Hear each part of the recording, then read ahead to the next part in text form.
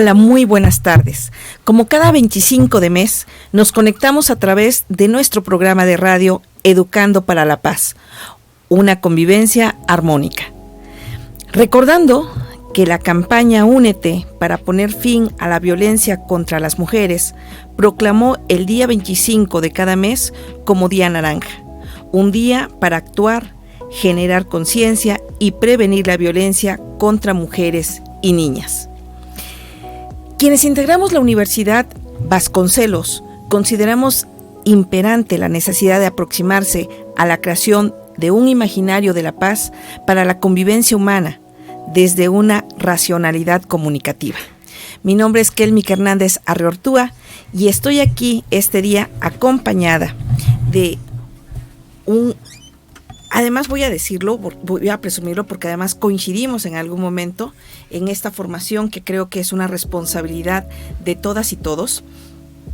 Y hoy me complace tenerte aquí presente en esta cabina de radio de la Universidad Vasconcelos. Antes de presentarle a nuestro gran invitado, y les iba a decir, yo creo que es un gran aliado para nosotras y un gran aliado de la sociedad precisamente para seguir construyendo a favor de todas y todos. Precisamente abrimos nuestros micrófonos para este programa de radio. Y antes de presentar a nuestro invitado, agradezco la colaboración de Miguel Calvo, que es nuestro jefe de radio y quien nos auxilia ahí detrás de este vidrio que nos permite mantener la comunicación para poder transmitirles en vivo este día 25 de marzo. Pues bien, Manuel Hernández Santiago. Él es licenciado en comunicación, facilitador en temas de masculinidades positivas, por supuesto, y perspectiva de género. Su experiencia laboral le ha permitido ser colaborador directo con áreas de capacitación impartiendo temas como ABC de género, masculinidades positivas, lenguaje incluyente y no sexista y machismos cotidianos. Y es por ello que hoy le hemos invitado. Muy buenas tardes, en verdad, qué gusto tenerte aquí. Y pues, primero, agradecerte el tiempo. Y creo que una pregunta que te voy a hacer, aunque ya antes de iniciar el programa me empezabas a compartir, es, primero, tu postura desde lo personal. ¿Por qué te interesó el tema de las masculinidades, sobre todo el aspecto de género? ¿Qué es lo que te motivó o qué es lo que motivó tu interés por estos temas? Pues bien, maestra Kelmic, el agradecido soy yo por la invitación. Estos espacios son fundamentales para llegar a todas las personas. Aprovecho para saludar al auditorio que nos está escuchando y decir que ojalá más espacios educativos, más universidades, más colegios. Hoy estamos viendo una realidad muy difícil en los colegios, en las universidades, en las instituciones de educación en Oaxaca. Nos pudieran brindar, no nada más a mí, a mucha gente que estamos trabajando estos temas que tienen que ver con sensibilizar a la población, la importancia que tiene que ver con reducir la violencia en nuestro estado, en nuestro país. Y sí, yo traigo una perspectiva personal antes que nada, ¿no? Dicen que todo lo personal es político, y todo lo que yo empecé a percibir en mi desempeño laboral en diferentes instituciones del gobierno del estado, yo nunca me había sentido tan atraído por un tema como es el que tiene que ver con la igualdad entre mujeres y hombres, con lo que tiene que ver con una perspectiva de un hombre que se asume primero que nada macho.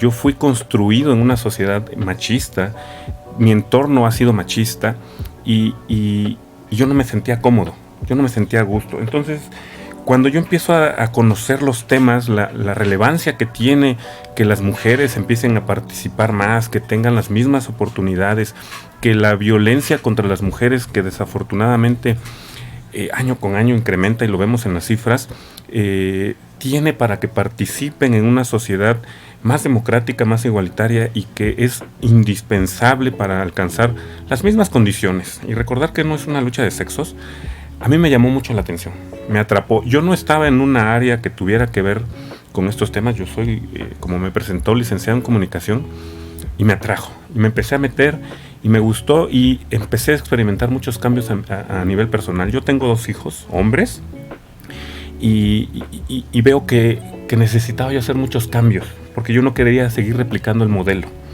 Que bien o mal, nosotros muchas veces como papás ni siquiera lo percibimos, y no es una justificación, porque no tenemos las herramientas para darnos cuenta que la formación que les estamos dando sigue siendo esta formación de superioridad, donde los hombres somos los que imponemos, los que ponemos las reglas, el trato incluso hacia la misma mamá, como ven ellos el trato diario de su papá hacia su mamá, lo perciben. Entonces yo empiezo a notar esto y empiezo a notar muchos cambios muy positivos. Empiezo a notar que yo puedo soltar muchas cosas que trae. Y esto de soltar significa que yo empiezo a dejar atrás muchas cosas que yo creía que estaban bien y que eran normales, sin llegar a decir que pudiera haber cometido delitos, porque hay niveles de violencia, hay niveles de tipos de violencia, sus ámbitos, pero sí yo tengo que reconocer, y no lo digo con ningún orgullo ni mucho menos, que muchas veces yo tenía comportamientos machistas, ¿no? Y cuando yo empiezo a ver los cambios, primero conmigo, con la relación con mi pareja, a perdonarme muchas cosas, porque tenemos un trabajo muy grande los hombres que hacer. La sociedad nos exige mucho a los hombres desde un punto de vista de la dureza, de no expresar emociones, de aguantarnos, de callarnos, y a veces eso no lo vemos, es muy difícil, y los hombres que lo estamos haciendo lo pensamos como qué es lo que nos tocó como hombres, siendo que hay muchas cosas que mejorar. Entonces los cambios personales cuestan mucho trabajo, cuesta el cambio, los cambios duelen. Cuando uno crece, cuando uno cambia, el temor a lo nuevo, a lo distinto, siempre es muy doloroso, siempre es muy complejo, complicado, y eso también lo explicamos a nivel social en nuestra sociedad. Pedirle a un hombre que se replantee no es tan sencillo. Por eso los cambios y los avances que se han dado en la igualdad entre mujeres y hombres son muy lentos, desafortunadamente, porque hay que derribar mitos, hay que derribar un sinfín de cosas que traemos construidas a nivel personal y que transmitimos a la sociedad, ¿no? ¿Con quién? Con nosotros mismos, con nosotros en nuestro comportamiento, en nuestras actitudes diarias, en nuestros centros de trabajo, con nuestra familia, hijos, hijas, incluso hasta con el medio ambiente, ¿no? Actitudes violentas que hemos normalizado todo el tiempo y que afortunadamente, y que no son nuevas, este trabajo de redescubrir masculinidades en plural no es nuevo. Es a finales de los años 80 aproximadamente, empieza a haber un boom del siglo pasado, empieza a haber un boom, ya 30 años, un poco más, del trabajo con hombres, ¿no? De un trabajo más serio, más formal a nivel mundial, y que desafortunadamente tenemos muy pocos avances, ¿no? Necesitamos más aliados, no que se cuelguen una medalla de decir yo soy un hombre extraordinario, sino de un hombre que busque relaciones más sanas, insisto, con uno mismo y con el resto de las personas con las que se relaciona. Y eso es para mí muy importante. Pues precisamente reforzando lo que nos acabas de comentar, la Comisión Nacional de los Derechos Humanos señala que actualmente se cuestiona la presencia de un hombre universal, ¿no? Entendiendo esto desde su constructo social, es decir, que el actuar como hombre varía de acuerdo con el contexto histórico, social, cultural y otros etcétera que le van a acompañar, ¿no? Por otro lado, independientemente del tipo de masculinidad construida, los hombres, y hay que subrayarlo nuevamente porque esta es la parte que nos ha costado que se reconozca incluso dentro, no solamente hacia ciertas sociedades, sino en general, los hombres sí han tenido y mantenido privilegios desde el orden social heteropatriarcal. Y hace un momento tú decías, es que tenemos que hablar de las masculinidades, entendiendo que no es una sola, es que hay una variante. ¿Cuáles son las que en este momento podríamos reconocer? Y no creo que todas, precisamente por eso el tema de hoy es hablar de masculinidades positivas, y no creo que todas estas diferencias que se marcan en los diferentes tipos necesariamente sean positivas, necesariamente sean a favor de. Mi primera pregunta sería precisamente ¿cuáles son los diferentes tipos de masculinidades que existen y que nosotros podríamos observar en los diferentes contextos? Bueno, definir un catálogo, un listado de masculinidades positivas, masculinidades en plural, me gustaría hacer la aclaración. Masculinidad hegemónica es este producto del que me hablaba de masculinidad heteropatriarcal, donde, como nos decía Nuria Varela, el androcentrismo, donde el hombre es el centro de todo, ¿no? Este modelo androcéntrico, andros de hombre, donde toma las decisiones, donde influye, donde manda, y eso lo vemos en la sociedad, en la creación de leyes, en la creación de aprovechar estos privilegios en los que nos situamos los hombres para que se desarrolle toda nuestra vida social. Entonces, esta masculinidad hegemónica, es decir, dominante, es la que nos han enseñado a nosotros los hombres como una única forma de ser hombres. Claro, con sus matices, pero ¿cuál es esta única forma de ser hombres? El famoso hombre de no llora, el famoso hombre que tiene muchas parejas sexuales, entre más parejas sexuales tenga, más hombre es, el hombre que es el que tiene la responsabilidad de llevar el sustento a casa. Hoy las cosas cambian un poco por una necesidad económica y no tanto por un derecho de las mujeres a poder trabajar, porque ya no le alcanza al hombre, entonces la mujer ayuda a cumplir con esta parte de la parte productiva, mientras la mujer siempre se le ha encargado la parte reproductiva. Entonces, por ejemplo, hay un estudio del 2017 al que se le denominó la caja de la masculinidad.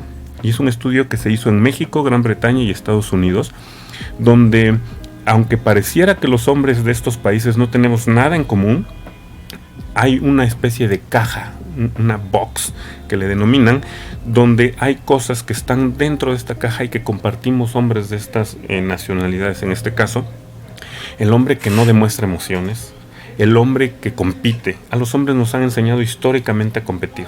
En todo, para todo. Si yo veo que mi vecino ya se compró el carro 2023, a mediados de año yo me voy a comprar el 2024, porque él no va a poder más que yo. El hombre que tiene permitido expresar emociones como el enojo, que esas sí son válidas, el dar un manotazo en la mesa, nos hace referencia a un hombre de carácter, y decimos de carácter fuerte. Entonces, estas características de no mostrar sensibilidad, por eso a los hombres nos cuesta mucho trabajo demostrar cariño, demostrar afecto. Las cosas afortunadamente van cambiando, pero cuando yo he tenido la oportunidad de trabajar con hombres de mi rango de edad, 35 a 45 años aproximadamente, siempre les pregunto, ¿ustedes recuerdan a su papá dándoles un beso y diciéndoles te amo? La gran mayoría, no todos, la gran mayoría no tiene esos ejemplos de cariño en su vida. Entonces, esta masculinidad hegemónica se construye como única y todo está guardadito en esa caja.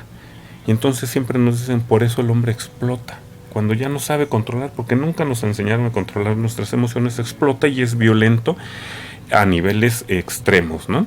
Porque hay cosas que son violentas y que a veces las normalizamos y que creemos que no lo son. Entonces se traduce a este cambio ahora, masculinidades positivas, en plural. Es decir, hay tantas masculinidades que siempre han existido, pero no las tomábamos, como modos de vestirnos, como gustos por la comida, como gustos por cualquier cosa, por la música, por ejemplo. Y se refiere a positivas, a no violentas, a no tóxicas, a diversas, porque reconocen lo distinto, porque no te encajonan, porque no te meten en una caja. Entonces tenemos muchas masculinidades y el objetivo que se tiene en estos trabajos de las masculinidades positivas es no impedir el enojo, sino trabajar con el enojo. ¿Qué puedo hacer yo con el enojo? Los hombres y las mujeres tenemos emociones, pero los hombres generalmente no sabemos gestionar nuestras emociones. Entonces, parte de las masculinidades positivas nos dice que tenemos que aprender a gestionar nuestras emociones. pero habrá hombres que en estos movimientos, por ejemplo, sean más sensibles, les guste más el arte, y a lo mejor a mí me gustan los deportes, pero eso no me sigue siendo el hombre hegemónico que yo era antes, simplemente soy distinto y estoy abierto al cambio. Hay hombres que ahora se permiten tener más expresiones artísticas, algo que antes era muy difícil de ver y que además se catalogaba, por ejemplo, como homosexuales, ¿no? Al hombre que le gusta el ballet, ¿no? Es muy difícil ver todavía en estos tiempos decir, es que voy a llevar a mi hijo al ballet o yo practico ballet, cuando hay hombres que asumen esta masculinidad y no tienen nada que ver con una preferencia sexual, son las formas en que nos estamos desenvolviendo socialmente, pero que cuando lo hablábamos en singular lo teníamos prohibido y lo escondíamos, y si hacíamos cosas de este tipo, pues las teníamos que hacer sin que nos vieran, porque pues éramos inmediatamente señalados. ¿Por quién? Por otros hombres primero, ¿no? Porque es esta competencia, ¿no? ¿Ya lo vieron? Miren, él va al ballet, o él lleva a su hijo al ballet. Entonces es un señalamiento que se nos hace. No hay un límite. Hablar de masculinidades diversas, de masculinidades positivas, no hay un límite. Yo puedo ser homosexual y vestirme de la manera en que a mí se me antoja, y eso no me quita mi masculinidad.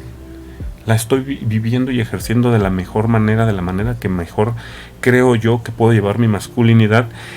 Y el punto fundamental es alejarnos de las violencias y tener la participación activa de las mujeres. Es una participación igualitaria, una participación democrática.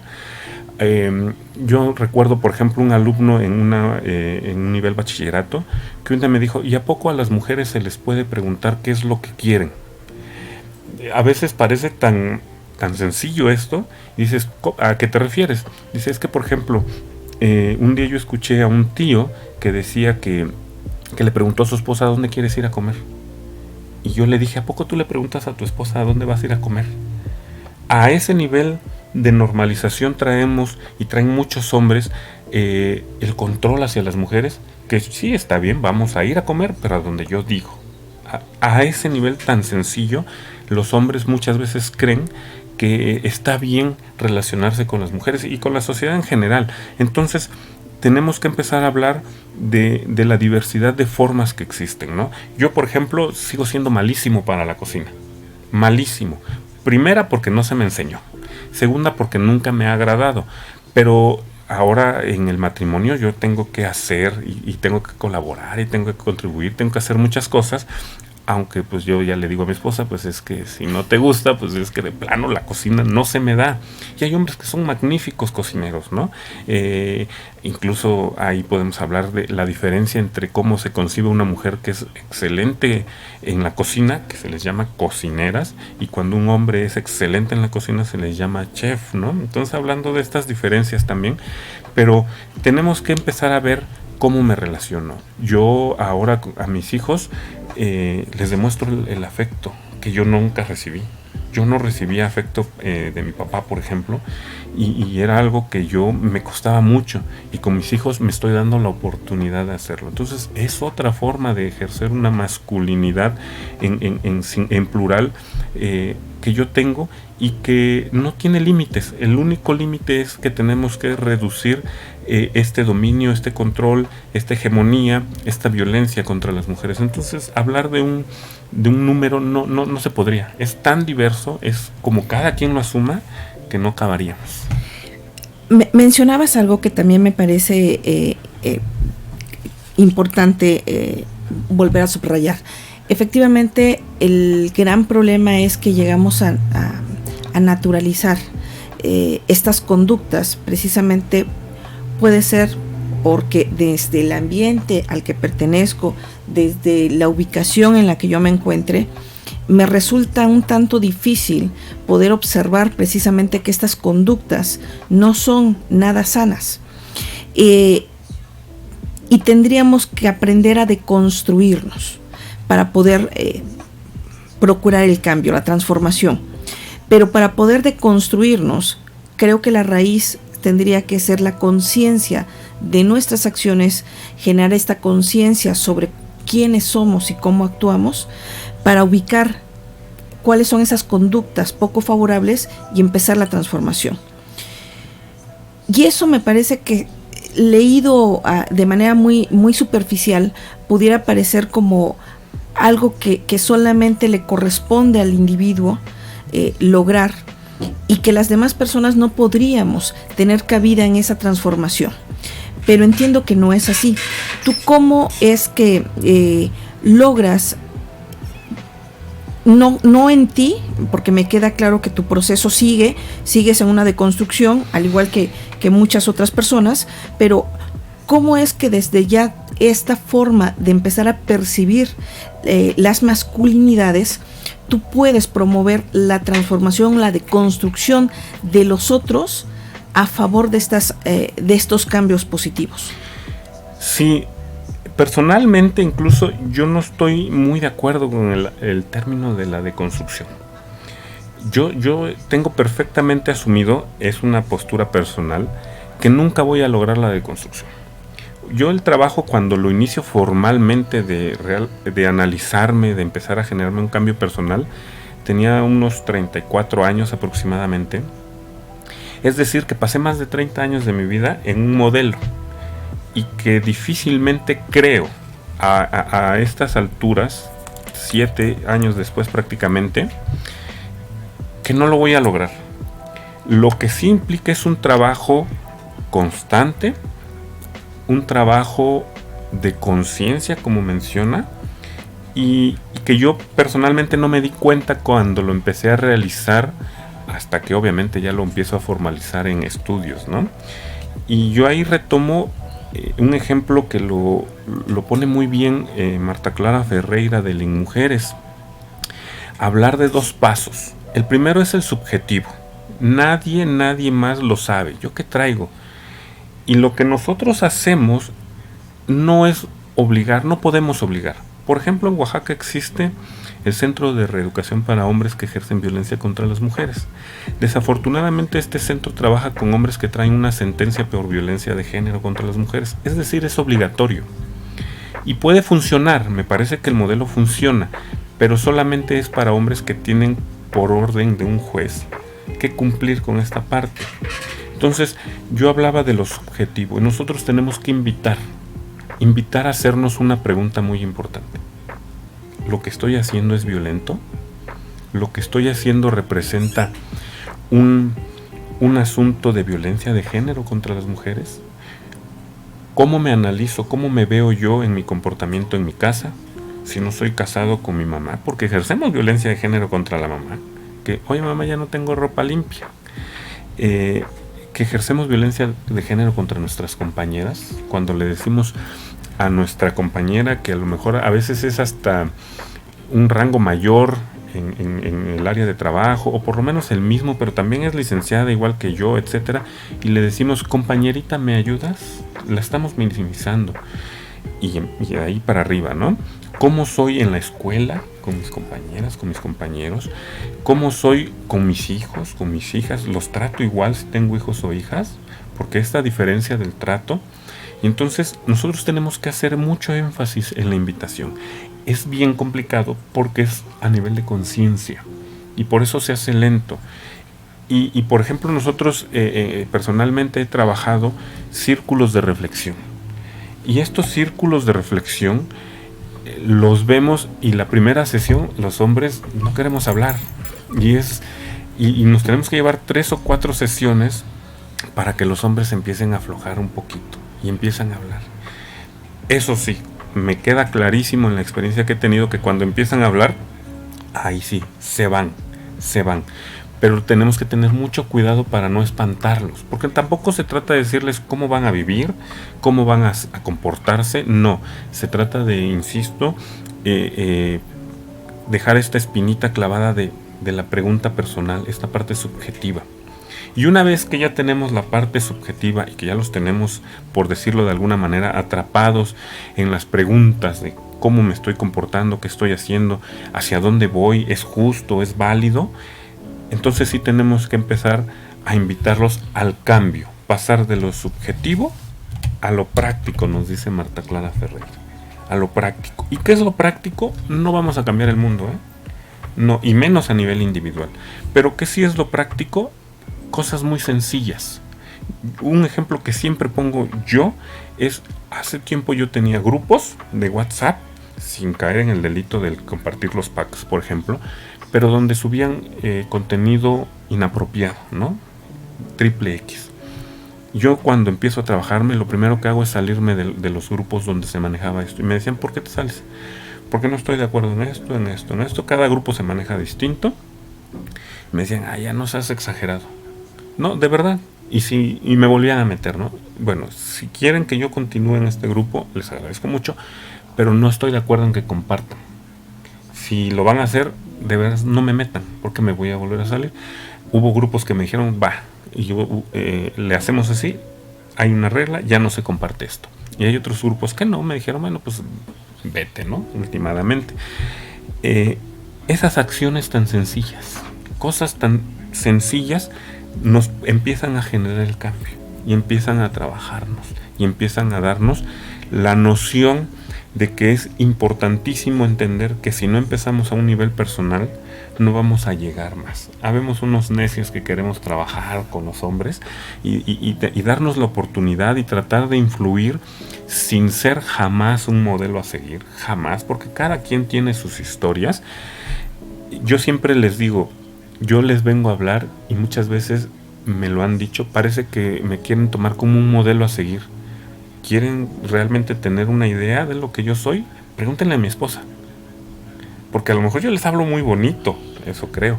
A lo mejor yo les doy muchas referencias, les doy mucha información y nos trabajamos. Y a lo mejor mi esposa, si me escuchara, diría, ¿en serio les hablas de tú que no lavas un traste? Que no es lo que sucede, ¿no? Yo tengo otra dinámica familiar. Pero cada quien trae una historia detrás y cada quien no se va a poder engañar. Cada quien va a empezar a trabajar. Cuando llegamos a las escuelas, cuando llegamos a grupos de gente, tenemos que avanzar más, tenemos que empezar a trabajar, tenemos que empezar a decirles cuáles son las ventajas, porque también tiene ventajas que exista la igualdad entre mujeres y hombres. Los hombres no las reconocemos, somos muchas veces incapaces de reconocer estas ventajas que tiene y que muchas veces nos privamos también de muchas cosas, ¿no? Entonces creo que es pasar de lo subjetivo a lo objetivo. Pero esta transición es muy lenta, desafortunadamente, es muy compleja. Hacer que los hombres, invitarlos a que lo piensen, nos lleva muchas sesiones. Cuando damos pláticas, simplemente pláticas, dejamos un poco la semilla, pero es un asunto más informativo.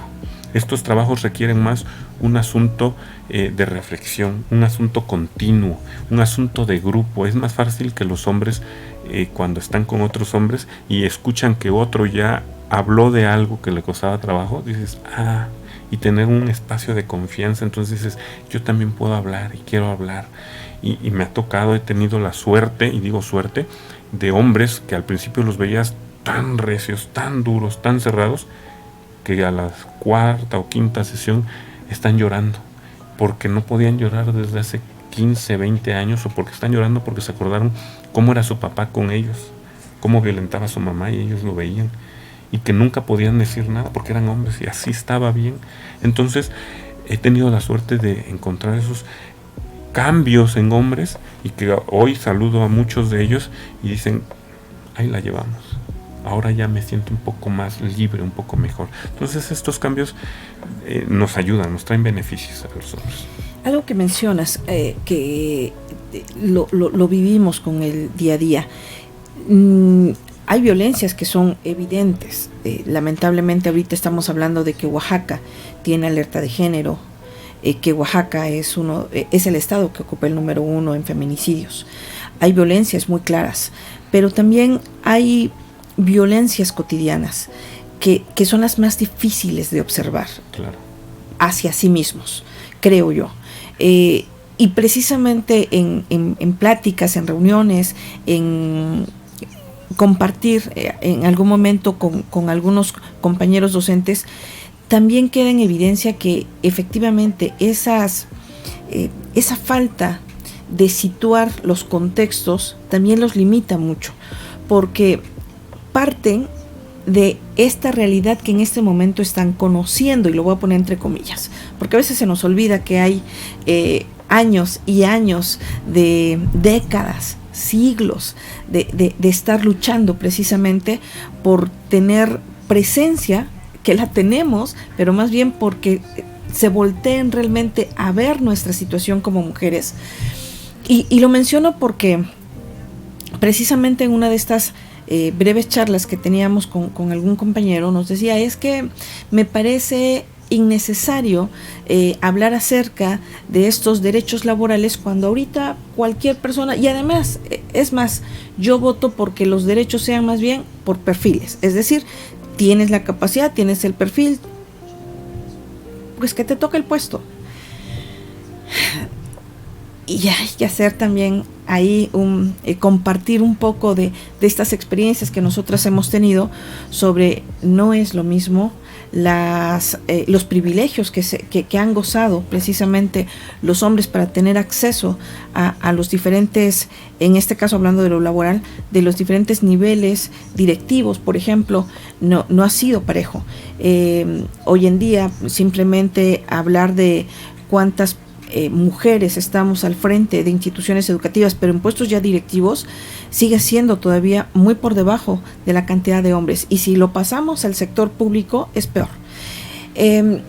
Y precisamente es lo que también seguimos proyectando dentro de las aulas. Estoy hablando de que si como docentes no estamos claros de la situación por la que atravesamos en estas desigualdades, difícilmente también podemos hacer este acto reflexivo dentro del aula. Sin embargo, por lo que tú compartes en este momento, quiero pensar que para ti ese es el principio de esta acción, ¿no? Los círculos de reflexión serían como el inicio de esta transformación que pudiéramos lograr. El proceso obviamente no es inmediato, quisiéramos tener la varita mágica, pero no es posible. ¿Es así? ¿Estos ejercicios de reflexión serían como el principio del cambio? Sí, definitivamente sí, porque insistimos en el ejemplo de pasar de lo subjetivo a lo objetivo. Entonces, lo que tenemos que hacer es movernos, y una de las restricciones de esta masculinidad cerrada, de esta masculinidad hegemónica, es a los hombres no nos gusta, o no les gusta a muchos hombres, que se les diga qué hacer. Y es la primera restricción. Tú no me vas a venir a decir cómo voy a hacer yo, en cualquier área de la vida, y más hablando de estos temas. Y más cuando es una mujer la que quiere mandar estos mensajes, que perfectamente pueden hacerlo, pero tenemos que reconocer que los primeros acercamientos, si es lo que se recomienda, es que lo hagan los hombres, porque lo primero que te dicen, a mí una mujer no me va a venir a decir cómo soy yo, cómo ser hombre. Ese es el primero. Este asunto reflexivo tendría que ser una cosa cotidiana, ¿sí? Desafortunadamente ha pasado mucho tiempo en el que, como era tan normalizado, y antes de, también tenemos que decirlo, el movimiento feminista desde el siglo pasado hasta ahora ha ido modificando las cosas y nos ha tenido que empujar, porque es eso, el impulso que traen las mujeres, empujar a darnos cuenta que tenemos que empezar a hacer algo. Pero por ejemplo, hace algunos años, cuando Olga Sánchez Cordero era secretaria de Gobierno Federal, de Gobernación, decía que era urgente que estos temas de perspectiva de género, igualdad entre mujeres y hombres, derechos humanos, masculinidades, estuvieran ya en las matrículas de las escuelas, porque no podemos esperar hasta que haya contextos que nos permitan trabajar con los hombres. Esto ya tendría que estar trabajado desde la niñez, desde la casa, para no esperar a estos ejercicios como los círculos de reflexión, que al ser tan lentos, yo no puedo llegar a una población de 600 en una universidad, por ejemplo. Sería complicado, por no decir imposible. Entonces, lo que también mencionaba, el asunto paritario, ¿no? Yo creo que quien le comentaba esto de que los derechos según los perfiles y todo esto, nos está hablando desde un privilegio. Y cuando uno está en privilegio, no nos damos cuenta que estamos en privilegio. Eso es como una máxima del privilegio. Cuando yo estoy en privilegio, ni siquiera lo sé. Eso no nos justifica de nada. Pero cuando los hombres no nos enfrentamos a este famoso techo de cristal en los centros de trabajo, ¿qué es este techo de cristal? Que parece que las mujeres pueden subir hasta donde quieran a nivel directivo. Pero no me encuentro con las mismas restricciones que un hombre. Una mujer, por ejemplo, casada, le dicen, oye, tenemos reunión a las 8 de la noche, ya está pensando en los hijos. Híjole, ¿cómo le voy a saber? Permítame ver si encuentro quien los cuide, o es que tengo un problema con ellos. Ya nos está deteniendo. Yo lo veía mucho, por ejemplo, en gobierno. Si a mí me dicen, Manuel, mañana te vas, hoy en la tarde, te vas de comisión a la costa, así como no, listo. Nada más deme tiempo, voy por mi maleta, unas cositas a la casa y nos vamos en la tarde. Sí. Si se lo dices a una compañera no es lo mismo, y más si es casada y con hijos.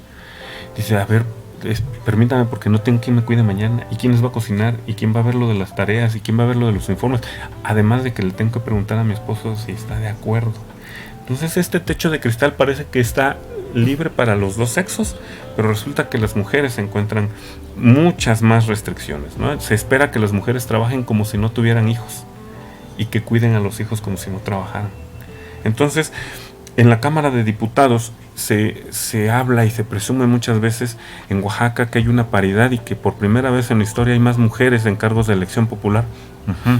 Habríamos que analizar en qué comisiones están: en la de medio ambiente, en la de salud, derechos humanos. Pero ¿dónde están los hombres? En las donde se gestiona el recurso económico, donde se toman las decisiones más importantes, en las de seguridad, por ejemplo. Entonces, yo muchas veces a esta paridad le llamo paridad numérica, porque la cultura también heteropatriarcal ha puesto que las mujeres, bueno, se les está permitiendo, pero todavía no tienen el poder de toma de decisiones. Afortunadamente, a nivel nacional, cada vez hay más rectoras en las universidades, ¿no?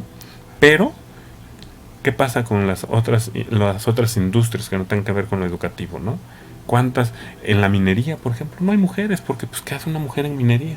¿Qué hace una mujer en una institución energética, por ejemplo? Tenemos ya varios casos que afortunadamente empiezan a dar testimonio de que las mujeres pueden hacer muy bien su trabajo, igual que un hombre. Porque tampoco se trata de decir que como ya es hombre, pues ya no se le va a dar chance. No, se trata de que empecemos a darnos cuenta que las mujeres tienen las mismas habilidades, las mismas capacidades, y lo que se está buscando es que tengan el mismo piso parejo. Y hay una cosa muy tramposa que muchas veces hacen. Oye, pero a ver, dime una ley que beneficie solo a los hombres y no a las mujeres. No, si no se trata de leyes. En nuestro país tenemos un sistema robusto de leyes. El problema es cómo se ejecuta, cómo se practica.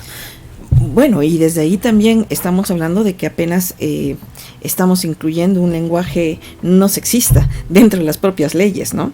Claro. Y hace un momento también decías, pero es que esta equidad también tiene cuestiones positivas para los hombres, nada más que no nos damos cuenta. Menciona. Por ejemplo, y no lo vemos así porque estamos acostumbrados a lo otro. El que yo pueda disfrutar de mis hijos, para empezar, es un derecho, y los hombres lo vemos como una obligación. Que yo pueda disfrutar de mis hijos es algo que antes no se veía. Eran solamente, ya llegó papá, pide permiso, él manda, él dije, pero ya no, abrazarlos, hacerme cargo de ellos, estar presente como papá. Ese es un privilegio impresionante. Yo agradezco al mundo que hoy yo vea distinto. Si yo fuera como el papá que yo tuve, que no es juzgarlo, porque yo también entiendo que él tuvo un contexto, pero si yo fuera como él, me estuviera perdiendo de mucho en el crecimiento de mis hijos. Me permite decirle a mi esposa, estamos iguales. Tú también colaboras, contribuyes, el logro de la construcción de la casa, de la familia, mejor dicho, es de los dos. Y yo ya no tengo esta consigna de, ay, no me alcanza, ya esta quincena no llego, y ahora cómo le hago.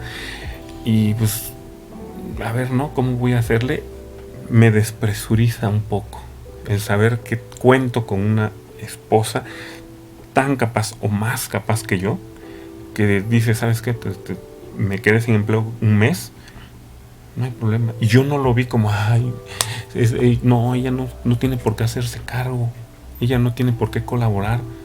No, yo lo vi con una actitud, con una cosa tan positiva, porque ella me ayudó, porque ella contribuyó, porque ella colaboró conmigo. De pareja. De ir a la par. Exacto. Entonces, yo decía, en otro momento, el índice de suicidios, por ejemplo, yo no sé si hubiera llegado al grado de... Porque no tener trabajo en estos días, no tener un ingreso económico es sumamente fuerte. Y habríamos que ver esta estadística de por qué los hombres estadísticamente se suicidan más que las mujeres. Hay más hombres que pierden la vida en suicidios que mujeres. Por hechos como este, se quedó sin trabajo y ya no sabía qué hacer. Pues terminó quitando la vida. Entonces, eso es otra. La segunda, otra que tendría que ver es con esta capacidad de aceptar que yo tengo muchísimas más emociones que solo el enojo, que solo el gritar, y divertirme como hombre. A los hombres se nos ve muchas veces muy mal que nos divertamos. O se nos decía es que qué infantil es, o qué irresponsable es. Y hoy en día esta apertura a tener diferentes emociones y que no nos quita ninguna responsabilidad, nos hace ver más amables, más amenos, más dispuestos a disfrutar la vida sin esta carga de decir él está compitiendo y el que compite no puede tener tiempo para sí mismo. Otra ventaja es la salud. La salud. ¿Cuántos hombres? Las estadísticas nos indican que la principal causa de cáncer en los hombres es el cáncer de próstata. ¿Cuántos hombres tenían miedo de ir al doctor? Y cuando ya iban es porque ya no había remedio. Entonces, hasta mi vida me está dando un beneficio esta igualdad, esta apertura, porque hoy tengo que saber que tengo que cuidarme y que puedo cuidarme y que puedo hacerlo, porque también es un derecho. Pero antes decían, no, me duele la cabeza, pues te aguantas porque eres hombre. Me duele el estómago, pues te aguantas porque eres hombre. Hoy puedo decirlo. Yo puedo hablar al trabajo, ¿sabes qué? Tengo un problema de salud. Y luego pues tengo que irme a checar porque me puedo morir. Entonces, esta parte también de la salud es fundamental. A los hombres se nos prohibía, no teníamos el derecho a quejarnos, teníamos que aguantarnos. Entonces también es fundamental esta otra parte. ¿Qué es fundamental también? En el trabajo. Ya no estoy en una... Primera, ya no tengo la obligación o el decreto de ser yo jefe y tener a una asistente o alguien que me esté bajo mis órdenes. Hoy tengo la certeza de que hay mujeres que están haciendo igual que yo el trabajo, que puedo confiar en el trabajo de las mujeres, y no porque yo diga voy a dejarles el trabajo relegado, sino porque estamos en una situación de igualdad, ¿no? Entonces yo confío. Yo he tenido muchas jefas, la mayoría de personas con las que yo he trabajado, yo he tenido jefas, les he aprendido muchísimo, pero quizá antes lo veía yo distinto a como lo veo ahora. Entonces, reconocer que tienen la capacidad también me libera a mí de no estar diciendo, pues es que ella no sabe porque es mujer y entonces yo lo tengo que resolver. No, hoy las mujeres lo han demostrado históricamente y yo tengo la plena confianza, la plena certeza de que ellas también están ahí para colaborar en igualdad de circunstancias. ¿Qué otro beneficio?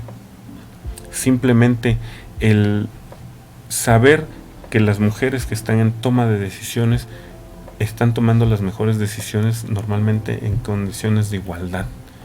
Un hombre no. Hablando de diputados, por ejemplo, normalmente no lo ve así. Y está comprobado y lo dice la historia, ¿no? Y además porque los liderazgos los entendemos de diferente forma. Manera. Sí. Esta cuestión de que las mujeres siempre han estado a cargo de los cuidados hace que sean más responsables en ese tipo de decisiones. Los hombres no. Los hombres, y no vamos a hablar de que si hay corrupción o no, por ejemplo, en mujeres y hombres, pero generalmente se toman mejores decisiones las mujeres. Y eso es súper cómodo, la verdad. Yo hablaba con una compañera cuando empecé a hacer estos trabajos, yo le preguntaba mucho. Y yo le decía, yo no tengo necesidad de bajarme de donde yo estoy. Yo cuando nací, yo ya estaba ahí. Entonces es cosa de mujeres, le decía. ¿Por qué si quieren que cambien, a las que les va a beneficiar eso es a las mujeres? Y me decía, sí, pero necesitamos de los hombres. Sin hacerse esta guerra de los sexos, necesitamos de los hombres. Y vas a ver que cuando empieces tú a bajar, esta cuestión sobre todo esta cuestión de las responsabilidades y de qué es la obligación de los hombres, te va a quitar mucho peso de encima. La mochila que yo traía hoy pesa menos que hace 7 años. Hoy pesa mucho menos y sin embargo sigo trayendo carga, ¿no? Muchas veces yo me sorprendo y digo, chis, pues, ya la regué. Pero eso es lo importante, que ahora ya tengo yo esta capacidad de identificar cuando ya la estoy regando. Y no significa que no la vamos a regar, significa que tenemos que tener la capacidad de pedir disculpas, de ofrecer disculpas. Tenemos que tener la capacidad de decir, cuando la regué, voy a hacer lo posible por no volverla a regar en esta parte, ¿no? Porque es inevitable. Por eso yo decía hace rato, no estoy tan de acuerdo con la palabra de construcción, porque de construcción es derribar todo para reconstruir. Y la verdad es que yo también tengo que reconocerme que soy lo que hoy soy por toda mi carga histórica personal que traigo. Entonces, si yo no hubiera sido lo que era, capaz que yo no tuviera este nivel, ¿no? de poder reconocerme y de trabajarme y de seguir impulsando. Yo ahí siempre hago esta analogía de similitud, nada más en esta partecita, por ejemplo, con estos grupos de alcohólicos anónimos. Solo por hoy, dicen ellos, solo esta parte, yo igual, solo por hoy tengo que tratar de ser mejor hombre, mejor persona, más igualitario, más respetuoso, lejos de violencias, lejos de estas cosas que me hacían muchas veces cometer errores, ¿no? Entonces, es un trabajo constante, es un trabajo diario, pero que no me exenta de tener la posibilidad de mañana volverla a regar. Entonces, por eso estoy un poco alejado de este término de la deconstrucción. Pues, Manuel, mira, ya prácticamente cumplimos 1 hora de estar en este diálogo que me parece muy enriquecedor. Coincido en el sentido de que no va a ser un cambio que probablemente ni siquiera a nosotros nos toque ver ya. Y espero que a alguna generación le toque ver los avances. Y por supuesto, así como a ti te hace ruido el tema o el concepto de construcción, también cuando nos planteaban estos protocolos contra la violencia, siempre lo nombraban como un protocolo para erradicar la violencia. A mí me parece algo sumamente complicado, por no decir imposible, porque además hay una parte de esta naturaleza del ser humano, de las tanto hombres como mujeres, que también implica un cierto nivel de, pero cuando tomamos conciencia y hacemos precisamente estos cambios que nos permiten o que nos favorece una construcción para un ambiente más armónico, y también el concepto de paz es de mucho peso. Creo que entonces, y siempre lo digo en frente de mis alumnos y de mis compañeros y compañeras, ¿no? Del alumnado en general, de quienes participamos en esta institución educativa, lo que espero nunca perder es la fe sobre la humanidad. Y para ello necesitamos seguir apostando por los cambios, puedan ser o no totales, puedan ser o no inmediatos, puedan ser o no de alguna manera para poderlos ver nosotros mismos, nosotras mismas, pero creo que sí es necesario no perder de vista que vamos todos construyendo por un bien común, y que el tener una postura de rechazo, de negación al cambio, no favorece en nada, pero principalmente a la persona que se opone a estos cambios, que insisto, evidentemente son necesarios. Quien no se quiera dar cuenta de ello, quien nada más quiera quedarse en esa posición o en esa burbuja o en esa zona de confort, creo que el egoísmo que plantea ya no es tan correcto, o por no decir que tendríamos que hacer algo para efectivamente tocar ahí ese espacio y decir, sé más empático, sé más empática por lo que estamos atravesando. Y también por ahí leía que de pronto es un poco complicado en este tema de los sexos ser empáticos, porque bueno, puedo ver lo que tú estás atravesando, pero nunca he estado exactamente en ese lugar. Y lo mismo pasa a la inversa, ¿no? Tú puedes ser empático hasta cierto punto porque puedes ver lo que estamos atravesando las mujeres, pero jamás has estado exactamente en esta postura. Y eso es lo que ha dificultado un poco estos... primero, este nivel de conciencia, ¿no? Es decir, ¿cómo tengo que hacerle? Pero creo que en ese punto coincidimos, tendría que ser una conciencia hacia el interior para decir, bueno, yo mujer, yo hombre, ¿qué soy? ¿Qué estoy haciendo que esté violentando hacia el exterior? E incluso que me esté autoviolentando, ¿no? Y bueno, ya para cerrar y agradecerte mucho la participación con la que hoy contamos a través de este diálogo, Manuel, que además fue muy grato compartir. También me voy a adelantar porque nuestra apuesta es retomar todas estas acciones que ya teníamos previo a la pandemia y que posterior a la pandemia, que todavía no ha concluido, pero bueno, creemos que ya estamos saliendo de ella.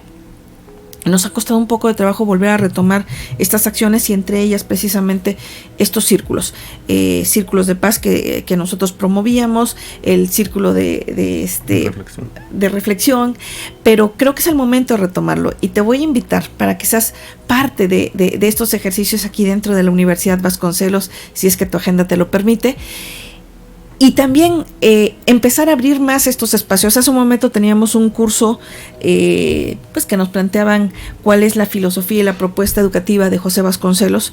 Y precisamente él hablaba acerca de los medios para la educación. Y él apostaba por todos los medios que nos permitan hacer una apuesta por esta educación. Y no estoy hablando solamente de educación formal, pero de la educación en sí. Bienvenidos y pues que sumen.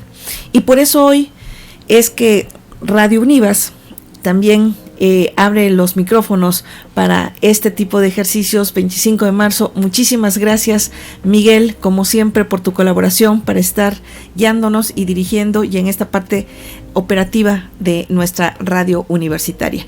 Muchísimas gracias, Miguel, y para cerrar, Manuel, y para cerrar algunos puntos esenciales que, sobre todo para nuestras juventudes, quienes nos están escuchando, puedan iniciar y decir, a ver, hoy me propongo, y como tú decías, solo por hoy, pero hoy me propongo voltear a ver cuáles serían esos machismos cotidianos muy comunes en estas juventudes para empezar a trabajar en el cambio y generar estas masculinidades positivas. Sí, y ahí rapidísimo. Antes a estos machismos cotidianos, que este término se acuña a dos mexicanas, Heréndira Derbez y Claudia de la Garza, eran los famosos micromachismos que eran acuñados por Luis Bonino. Y que ellas dicen, es que no les podemos llamar micromachismos porque muchas veces la referencia micro pareciera que no es dañino. Entonces, lo pequeño pareciera que no es dañino, pero todo se suma. ¿Qué les diría yo a los jóvenes, hombres y mujeres? Primero, que nos demos cuenta cómo nos tratamos muchas veces con desigualdades y entender, hablando de este aspecto positivo, qué beneficios tengo, es por qué las chavas, por ejemplo, es tan poco común que no se le declaren a los chavos, ¿no? En una relación romántica, una relación de amor. Porque siempre estamos esperando que sea el hombre el que tenga esta iniciativa, por ejemplo. ¿Qué les pediría yo mucho a estas generaciones en ese sentido? Y un fenómeno que es muy constante, la presión social que ejercen los hombres para pedirle a una chava que sea su novia. Nos han dicho que este es amor romántico. Hay el famoso término de los mitos del amor romántico, que hacen que el hombre es el caballero. Y creemos que esta acción de ponerle flores aquí en la entrada de la Univas a la chica y enfrente de todos traerle todos y todas traerle una banda de música y decirle ¿quieres ser mi novia? Es ejercer presión social sobre la chica. Dejemos de ejercer esta presión social sobre las mujeres y si queremos algo así, tener la certeza de que primero ella lo quiere y que no terminemos diciendo el famoso soldado caído y por eso ahora ya no hay hombres románticos. El amor no tiene nada que ver con estos ejercicios de dominación. Eso es una parte fundamental que yo les diría. Segundo, empiecen a liberarse. No empiecen a asumir lo que las mujeres quieren. Es bien válido que las mujeres también empiecen a decirles, no me gusta esto, no quiero esto, y que no lo veamos como un reto de que, sí, pues yo te voy a dominar, yo te voy a domar. Mejor lo veamos como un reto de aceptar que ellas son libres de querer tener el tipo de relación que tienen. ¿Por qué me voy con las relaciones? Porque es el principio de esta dominación en las relaciones sociales entre los adolescentes. Y entre más mujeres logro dominar yo, más hombre soy. Entonces quisiera decirles que mejor empecemos a aceptar a las mujeres en su libertad. Cómo se vistan, cuántos amigos pueden tener, cuando los quieran tener, cuando tengan ganas de vernos, cuando no tengan ganas de vernos, y que nos respeten. Y al mismo tiempo eso también nos va forjando una idea de decir que yo también soy libre de tener relaciones de amistad, porque los hombres también podemos tener relaciones de amistad, no todo el tiempo es un asunto sexual, y me enfoco mucho en eso para las y los adolescentes. No compartir el pack, por favor, eso es un delito muy grave. Nos apropiamos de los cuerpos de las mujeres. Y insisto, es delito, y ya se persigue, y además si las autoridades hicieran su trabajo sería muy fácil detectar quién comparte el pack. ¿Y por qué no? Porque me dicen, es que, ¿sabes qué? Me lo han dicho chavos, pero es que, ¿para qué se toman fotos así? Ese es problema de ellas. Tú no lo compartas, no lo distribuyas. Eso hace muchísimo daño, es querer apropiarse de ellas y tener la voluntad de ellas. Vamos a dejar que las mujeres empiecen a tomar sus decisiones, y cuando lo hagan no nos sintamos agredidos y no nos sintamos el soldado caído al que batearon. Sintámonos afortunados de conocer a una mujer, a una amiga, a una pareja que tiene la capacidad de decirte no, o que tiene la capacidad de decirte que sí. Ese sería para mí el mensaje que yo les daría, muy enfocado a las relaciones de pareja, a las y los chavos. Y sí quisiera ya por último agregar que además de necesarias las acciones que tenemos que tomar, las instituciones educativas, por todo lo que está pasando en Oaxaca, pero sobre todo las instituciones de gobierno, es que son urgentes. Oaxaca se ha convertido en el primer lugar nacional en feminicidios, y eso es muy triste.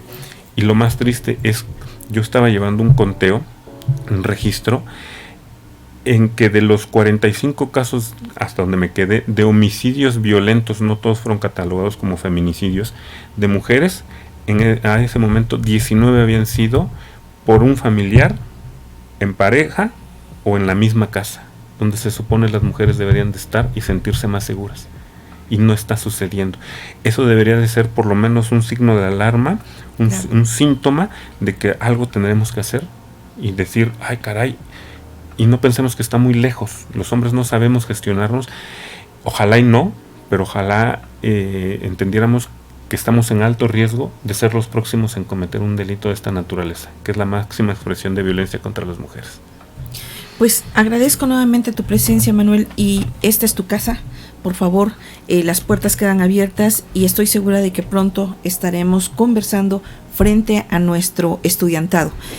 Y seguramente retomaremos estas palabras que hoy nos compartes diciendo, solo por hoy hagamos conciencia de nuestros actos, de nuestras acciones, y sumemos y logremos una cultura por la paz.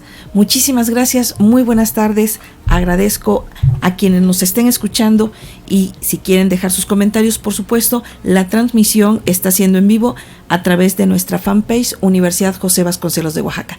Muy buenas tardes y feliz fin de semana.